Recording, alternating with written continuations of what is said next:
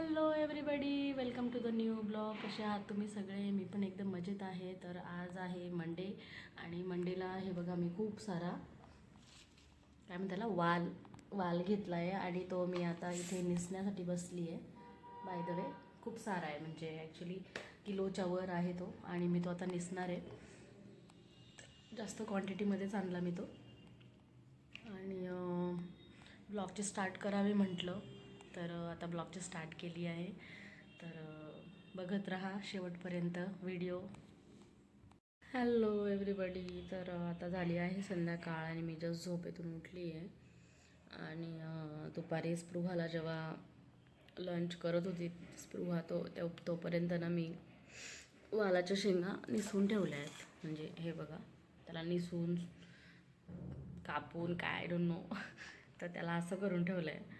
आणि आता मी त्याचीच भाजी बनवणार आहे आणि त्याच्यानंतर भाकरी बनवणार आहे. सिम्पली सॉरी, तब्येत खरंच ठीक नाही आहे, खूप जास्तच. मी तर म्हणते महिन्यापासून मला सर्दी आहे आणि हा खोकला जातच नाही आहे. इवन सगळ्यांचा प्रॉब्लेम झाला आहे, तो सगळ्यांना खोकला आहे, सगळ्यांना सेमच खोकला आहे. जस्ट मी चहा घेतला, भूक पण लागली होती सकाळी. मी फक्त 1.5 मेथी पराठा खाल्ला होता, त्याच्यानंतर मी काहीच घेतलं नव्हतं. मी फक्त नाश्ता केला होता, मी जेवणच केलं नव्हतं.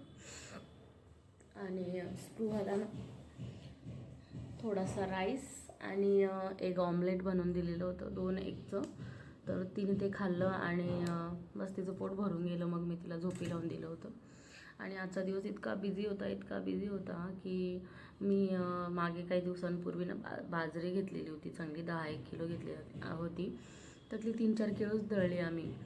आणि तिचा 3-4 किलो दळल्यानंतर आहे ना, सॉरी 3-4 किलो म्हणजे टप्प्याटप्प्यात दळली आहे. पहिल्यांदा 2 किलो आणि मग आम्ही गावाला गेलो, गावावरनं आल्यानंतर पण 2-2.5 किलो अशी दळली. दिवाळीच्या आधी घेतलेली होती. आणि आता घरामध्ये ना खूप असे काय म्हणतात ना, हाऊस फ्लाय अशा पाकोळ्या असतात ना छोट्या छोट्या, त्या उडत होत्या. मला कळतच नव्हतं की काय. आणि गहू मी ॲक्च्युली व्यवस्थित स्टोअर करून ठेवलं आहे. त्याला ते पुडी भेटते काहीतरी, ती पुडी घेऊन मी प्रॉपरली ना कोठीमध्ये एका टाकून तिला प्रॉपर ठेवलं आहे. गव्हांना काहीच झालेलं नाही आहे. पण बाजरीची मी पाहिजे तशी काळजी नव्हती घेतलेली. गहू घरचेच होते आमचे आणि त्या बाजरीमध्ये अळ्या पडल्या होत्या. म्हणजे काही मी निवडल्यानंतर 7-8च अळ्या निघाल्या, पण चांगल्या मोठ्या होत्या त्या.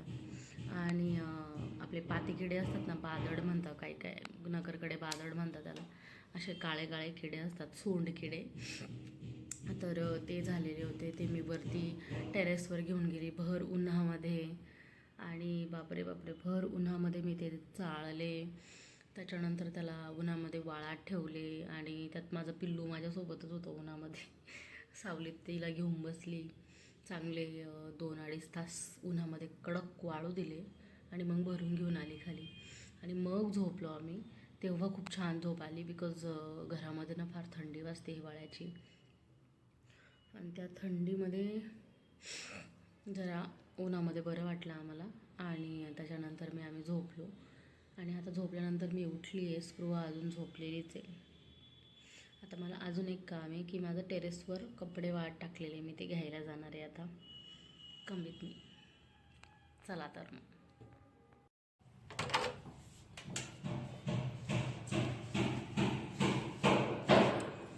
मनू घाबरून का जाते बाळा?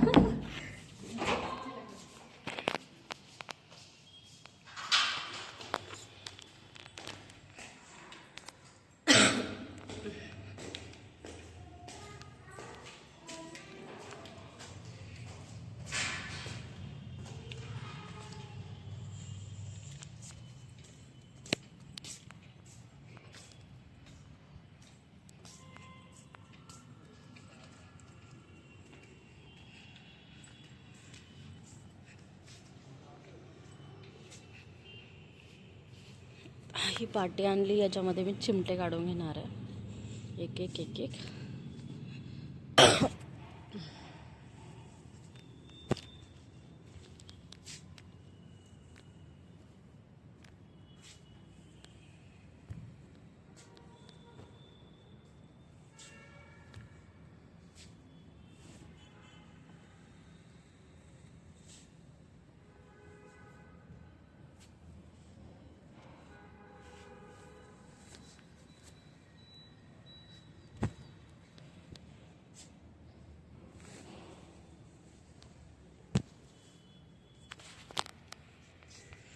तर अशा प्रकारे कपडे काढून झालेत. हे बघा, अशा प्रकारे कपडे काढून झालेले आहे. बाय द वे, मी तुम्हाला माझं टेरेस फर्स्ट टाईमच दाखवते.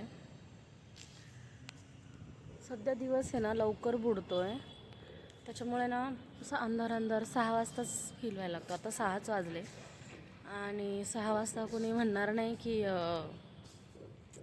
थंडीच्या दिवसांमध्ये असंच असतं. आमच्याकडे नाही, खूप जवळ खूप मोठं कन्स्ट्रक्शन चालू आहे. मी तुम्हाला दाखवते कॅमेराने. बिल्डिंग आहे ना, बघू शकता तुम्ही किती उंच होते. आणि ना खाली तिला पार्किंगच 2-3 फ्लोअरची आहे.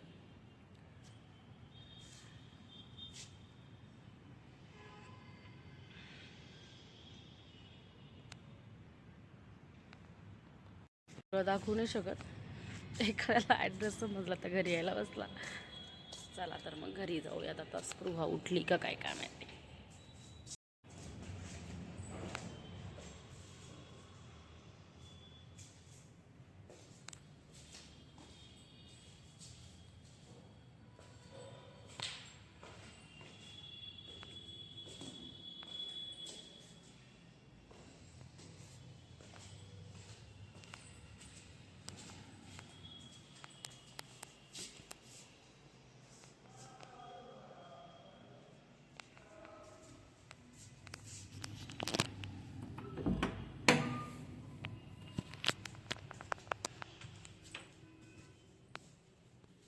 तर मी माझी नॉर्मल चप्पल काढल्यानंतर आहे ना ही चप्पल घालते, विंटरवेअर. ॲक्च्युली खूप काळी झाली, ती धुतली होती मी, पण एक दिवस ना मी ती बाहेर घालून गेली होती चुकून, तर काळी झाली आहे.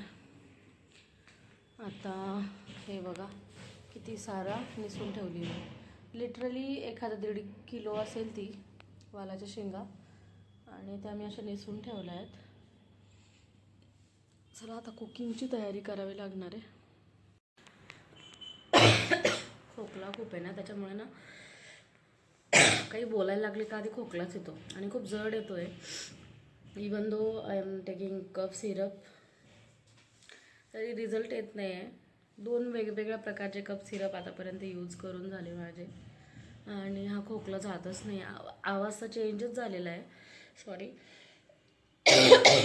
आवाज तर खूपच चेंज झाला आणि खोकला इतका जड आहे ना, घसा दुखतो लिटरली असं खोकायला. पण आता काय करणार आहे, एनिवेज. आता तयारी चालू आहे स्वयंपाकाची. बघते मी आता भाकरी आधी करावी की भाजी आधी करावी. स्पृहा अजून उठली आणि एवढा लवकर स्वयंपाक कसा करू. आता ते 6च वाजले. तसं म्हणजे 15 मिनटात स्वयंपाक होऊनच जातो, एवढा वेळ लागत नाही.